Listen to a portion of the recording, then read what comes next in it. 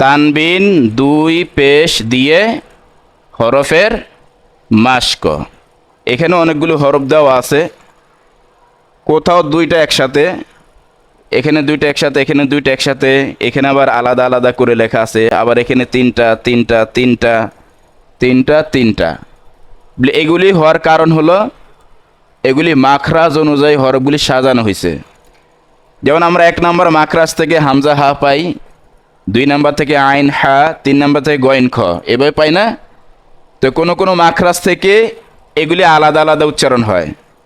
আবার একটা মাখরাজ আছে এ তিনটা একসাথে, একটা আছে এ তিনটা একসাথে, আরেক মাখরাজ তিনটা একসাথে, আরেকটা মাখরাজ থেকে তিনটা একসাথে, আরেকটা মাখরাজ থেকে এ তিনটা একসাথে হয়, মানে একই জায়গা থেকে তিনটার হরফ উচ্চারণ হয়। তো এই মাখরাজ অনুসারে যেই মাখরাজ থেকে যেই হরফগুলি উচ্চারণ হয় আমরা সেই হরফগুলি একসাথে লিখছি, ঠিক আছে? তো এই হরফের উচ্চারণ এখন আমরা তানবিন দুই পেশ দিয়ে করব। কি দিয়ে? তানবিন দুই পেশ দিয়ে, নাকি? এটার নাম হামজা, এটার নাম হা, তাহলে হামজা দুই পেশ কি হবে? উন। হামজা দুই পেশ উন। হা দুই পেশ হুন। হা দুই পেশ হুন। এখন হামজার উচ্চারণ হলো উন, হায়ের উচ্চারণ হলো হুন। এই দুটা যদি একসাথ করি, উন হুন। উন হুন কি উচ্চারণ হবে? উন হুন।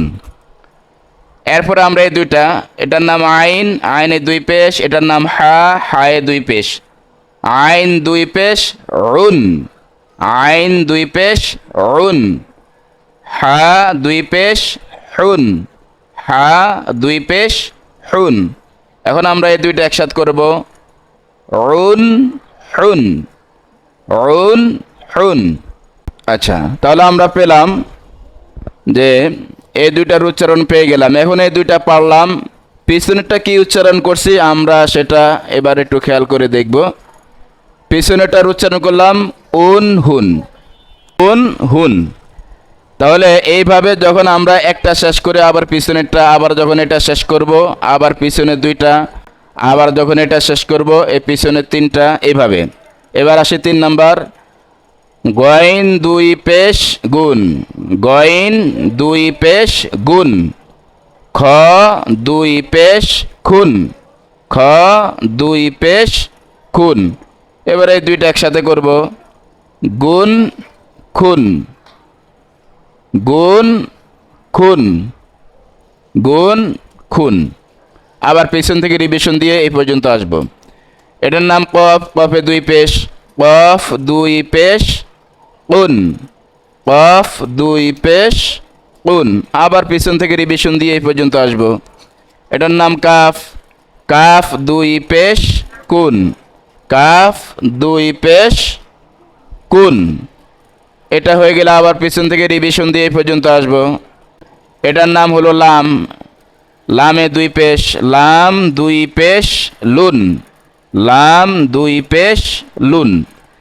আমাদের প্রথম লাইন বানান করে শেষ করলাম। এবার প্রথম লাইনের প্রথম থেকে প্রথম লাইনের শেষ পর্যন্ত এবার বানান ছাড়া আমরা পারবো কি না, এটা বানান করে যে উচ্চারণ করছি সেই উচ্চারণটা আমরা খেয়াল করে দেখব আমরা পারি কিনা। যদি দেখি পারি তাহলে আমরা দ্বিতীয় লাইনে চলে যাব।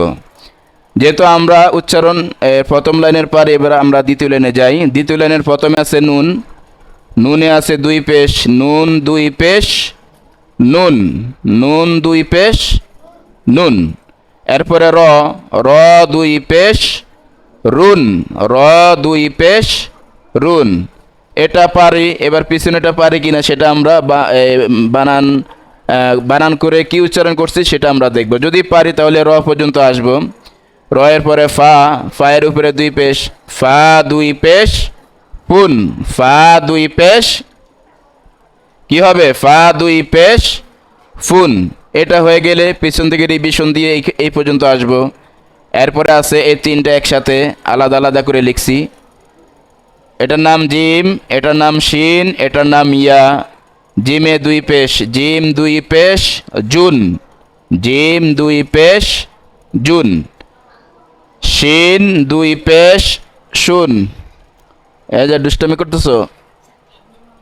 শিন দুই পেশ শুন। এটার নাম ইয়া, ইয়া দুই পেশ কি হবে? ইয়া দুই পেশ ইউন, ইয়া দুই পেশ। এবারে তিনটা আমরা দেখি বানান ছাড়া পারি কিনা। জুন শুন ইউন, জুন শুন ইউন। এটার নাম দদ, দদের উপরে দুই পেশ, দদ দুই পেশ দুন।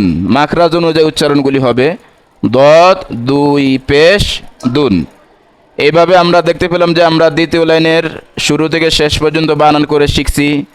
এবার দেখব বানান ছাড়া পারে কিনা, ট্রাই করে দেখি। নুন, রুন, ফুন, জুন, শুন, ইউন, দুন। এইভাবে যখন আমরা প্রথম লাইন বানান ছাড়া পারবো, এবার পূর্বে অর্থাৎ প্রথমে যেই লাইনটা শিখছি সেই লাইনটা আমরা বানান ছাড়া দেখব আমরা পারি কিনা। যদি দেখি আমরা প্রথম লাইন পারি, এটা দেখার পরে দ্বিতীয় লাইনে দেখব এবার মনে আছে কিনা। প্রথম লাইনও পড়ে দেখলাম মনে আছে, দ্বিতীয় লাইনও পড়ে দেখলাম মনে আছে। এরকম যদি মনে থাকে তাহলে আমরা 3 নম্বর লাইনে চলে যাব। 3 নম্বর লাইনে ভাগ ভাগ করে প্রতিটা ভাগে 3টা করে দেওয়া আছে হরফ।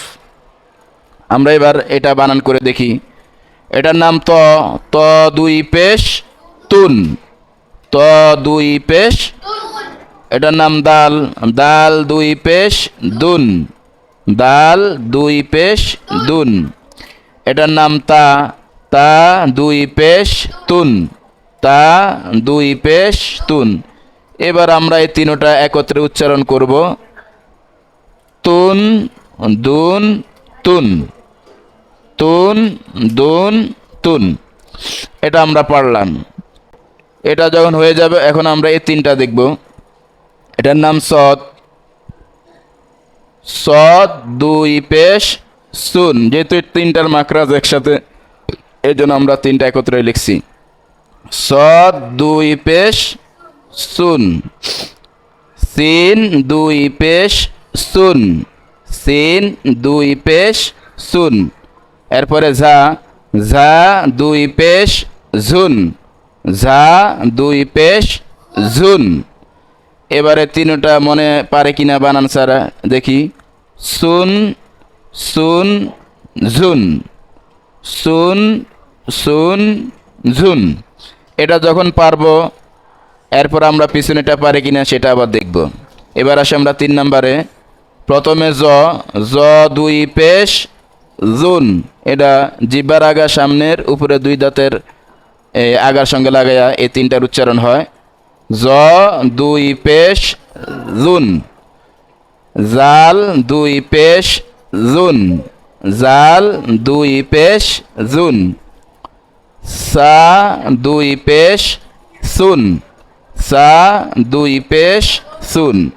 এবার আমরা তিনটা মিলে দেখি পারি কিনা। জুন, জুন, সুন, জুন, জুন, সুন। এটা হয়ে গেলে আমরা পিছন থেকে রিভিশন দিয়ে আবার এই পর্যন্ত আসব। এবার লাস্ট শব্দ, যেমন এটার নাম ওয়াও, ওয়াও দুই পেশ উন। সম্পূর্ণ ঠোঁটের 2 ঠোঁটের মাধ্যমে হবে, সম্পূর্ণ 2 ঠোঁটের মাধ্যমে উন। এভাবে ওয়াও দুই পেশ উন, বা দুই পেশ বুন, বা দুই পেশ বুন। এরপরে মিম, মিম দুই পেশ মুন, মিম দুই পেশ মুন। এবার আমরা তিনটা দেখি পারি কিনা। উন, বুন, মুন, উন, বুন, মুন। এইভাবে আমরা বানান করে শিখলাম। বানান করার পর আমরা এবার দেখব বানান ছাড়া পারি কিনা। যদি দেখি আমরা বানান ছাড়া এই প্রথম লাইনটা পারি, তাহলে আমরা উপরে যে 2টা লাইন প্রথমে পড়ে গেলাম, প্রথম লাইন রিভিশন দিয়ে দেখব আমরা আমাদের এই বানানের উচ্চারণটা মনে আছে কিনা। এই প্রথম লাইনের উচ্চারণ যদি আমাদের মনে থাকে, এরপর আমরা চলে যাব দ্বিতীয় লাইনে। দ্বিতীয় লাইনের উচ্চারণ যদি আমাদের মনে থাকে, চলে যাব তৃতীয় লাইনে। এইভাবে প্রথম থেকে শুরু করে এই শেষ পর্যন্ত আমরা 1 বার 2 বার 3 বার, প্রয়োজন আরও 2 থেকে 3 বার বাড়িয়ে বানান ছাড়া উচ্চারণ করা শিখব, উচ্চারণ করার চেষ্টা করব। এইভাবে পর্যায়ক্রমে আমরা শুরু থেকে শেষ পর্যন্ত একবার দুইবার তিনবার বানান ছাড়া দেখব পারি কিনা। যদি বানান ছাড়া যদি দেখি না পারি, তাহলে একবার বানান করে মিলিয়ে দেখব যে বানান করলে যে উচ্চারণ হয় বানান ছাড়া সেই উচ্চারণটা পারে কিনা। ঠিক আছে? তাহলে এইভাবে আমরা প্রতিনিয়ত যদি কিছু সময় কোরআনের পিছনে ব্যয় করি, তাহলে আমাদের জন্য কঠিন কিছু হবে। তাহলে আজকে আমরা শিখলাম কি, তানবিন 2 পেজ দিয়ে হরফের মাস্ক। তানবিন 2 পেজ দিয়ে হরফের। আল্লাহ পাক আমাদেরকে এইভাবে শিখার তৌফিক দান করুক, আমিন। আসসালামু আলাইকুম ওয়া রাহমাতুল্লাহি ওয়া বারাকাতুহু।